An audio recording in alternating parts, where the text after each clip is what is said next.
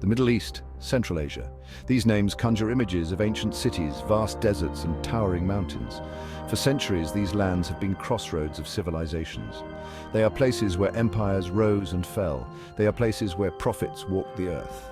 But hidden within their history, there are also whispers of something else, something mysterious, something dangerous, something called Gog and Magog. These names might sound like creatures from a myth, but in Islamic eschatology, Gog and Magog are very real. They are harbingers of chaos and destruction. Their story is a warning about the fragility of civilization. It is a reminder of the awesome power of the divine. In this tale, we journey back in time. We encounter kings and prophets. We witness the construction of a mighty barrier, and we confront the mysteries that lie beyond the edge of the known world. Join me now as we explore the mystical tale of Gog and Magog. The Quran, the holy book of Islam, speaks of a time when a great tribulation will befall humanity. This sacred text, revered by millions, contains prophecies that have intrigued and mystified scholars for centuries. This will be a time of upheaval and despair, a period marked by unprecedented turmoil and suffering. The very fabric of society will be tested, a time when the forces of darkness will be unleashed upon the world, bringing with them chaos and destruction. The natural order will seem to collapse, and at the forefront of this chaos will be Gog and Magog, two entities whose names have become synonymous with apocalyptic destruction. Who are Gog and Magog? These names evoke images of ancient, powerful tribes, feared and revered in equal measure. They are described as a powerful and numerous people, a force that seems almost unstoppable in its might and ferocity. They are driven by greed and a lust for destruction, their insatiable hunger for conquest, leaving a trail of devastation in their wake. They respect no boundaries and show no mercy, their advance relentless and unforgiving. Their coming is a sign of the end times, a harbinger of the final days when the world as we know it will be irrevocably changed. Imagine a force so overwhelming that it threatens to consume everything in its path, leaving nothing but ruin and despair. This is the threat posed by Gog and Magog, a menace that looms large in the collective imagination of humanity. They represent the darkest impulses of humanity, the embodiment of our most destructive tendencies. Their story is a reminder that even in times of peace and prosperity, the potential for chaos is never far away. It is a cautionary tale of vigilance and preparedness. But the story of Gog and Magog is not just about destruction. It also speaks to the resilience of the human spirit. It is also a story of hope, a testament to the enduring power of faith and the human capacity for renewal. It is a story about the power of faith and the triumph of good over evil, a narrative that has inspired countless generations.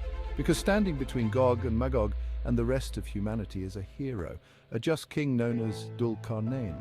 This figure symbolizes the eternal struggle between light and darkness and the hope that good will ultimately prevail. Dhul-Qarnayn, meaning the two-horned, is a figure shrouded in mystery and legend. Some scholars believe he was a great king like Alexander the Great or Cyrus the Great, whose conquests and leadership left an indelible mark on history. Others see him as a prophet chosen by God for a special purpose, a divine mission that set him apart from other rulers of his time. Regardless of his true identity, Dhul-Qarnayn is revered in Islamic tradition for his wisdom, his justice, and his incredible feats of strength and leadership. The Quran tells of Dhul-Qarnayn's journey to the ends of the earth, a quest that took him to the farthest reaches of the known world.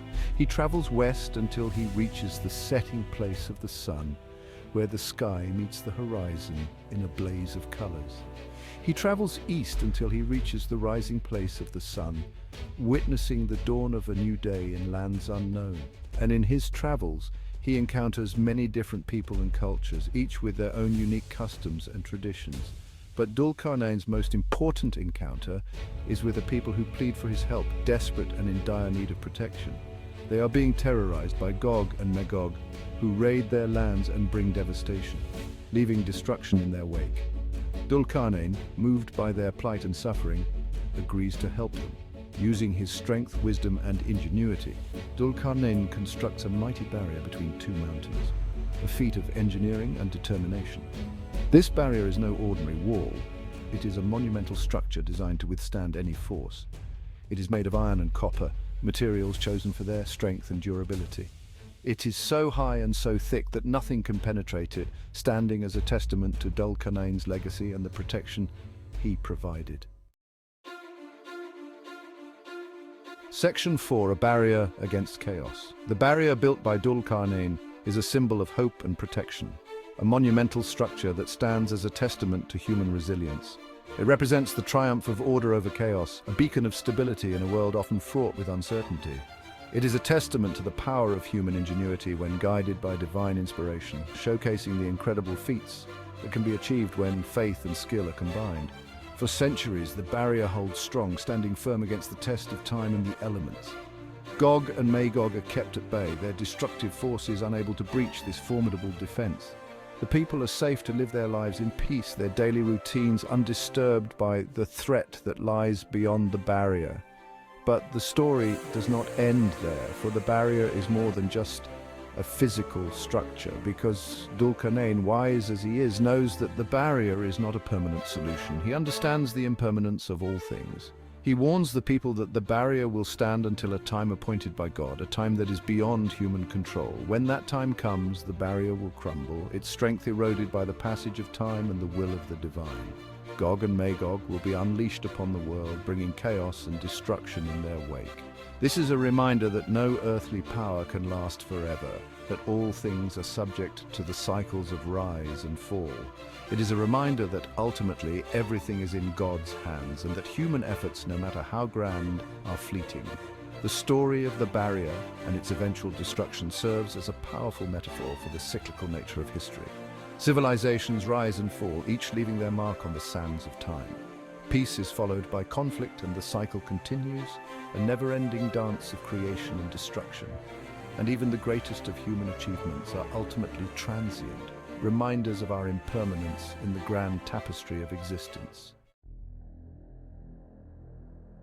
Section 5. Echoes in History, Searching for Gog and Magog. The story of Gog and Magog has captivated people for centuries. It has inspired countless interpretations and speculations. Some have attempted to locate the barrier in the real world. Others have tried to identify Gog and Magog with historical groups or civilizations. Could the barrier be the Great Wall of China, or perhaps a lost fortification in the Caucasus Mountains? Could Gog and Magog be the Huns, the Mongols, the Vikings? The answer, like so much else in this story, remains shrouded in mystery.